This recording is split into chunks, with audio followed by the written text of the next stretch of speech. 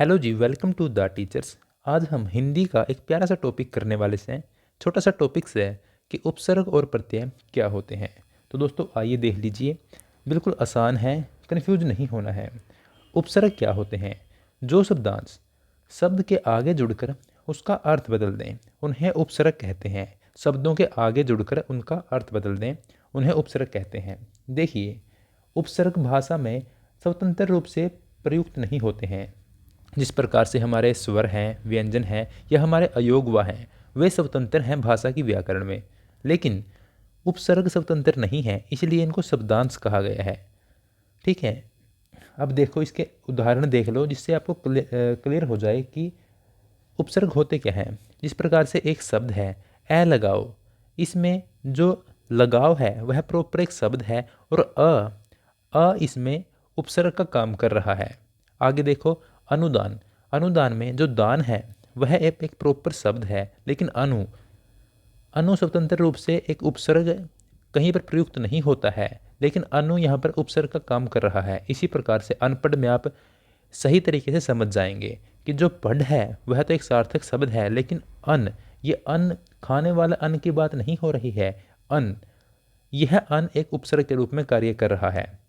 अब देखो, अगर कोई दोस्त बिल्कुल गहराई से जानना चाह रहा है कि मुझे तो इस टॉपिक को बिल्कुल समझना है, तो देख लो हिंदी में उपसर्गों की संख्या कितनी होती है। 10 होती है। कुल हिंदी में 10 ही उपसर्ग होते हैं, उन्हीं का सारा खेल है।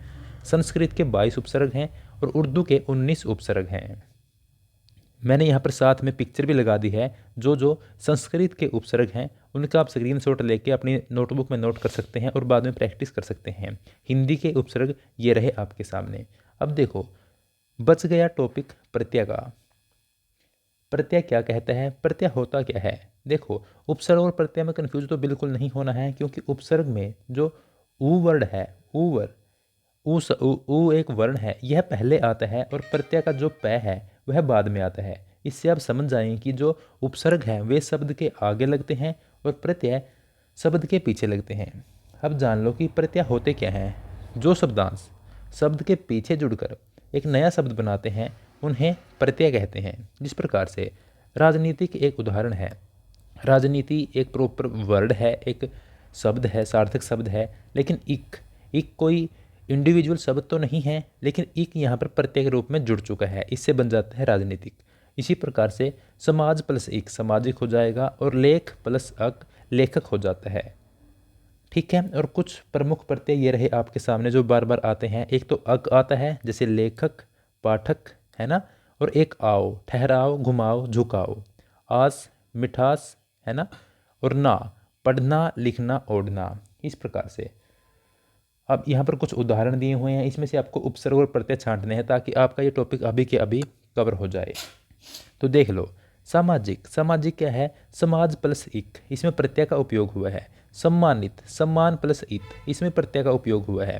बेसहारा, बेसहारा में जो बे है यह एक उपसर्ग है और सहारा एक सार्थक शब्द है।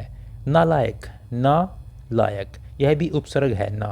जागना, जाग प्लस ना, छिलका में छिल प्लस का, बसेरा में बस प्लस रा। तो इस प्रकार से दोस्तों कन्फ्यूज बिल्कुल नहीं होना है और एक एक टॉपिक बिल्कुल अच्छे ढंग से करवा रखा है।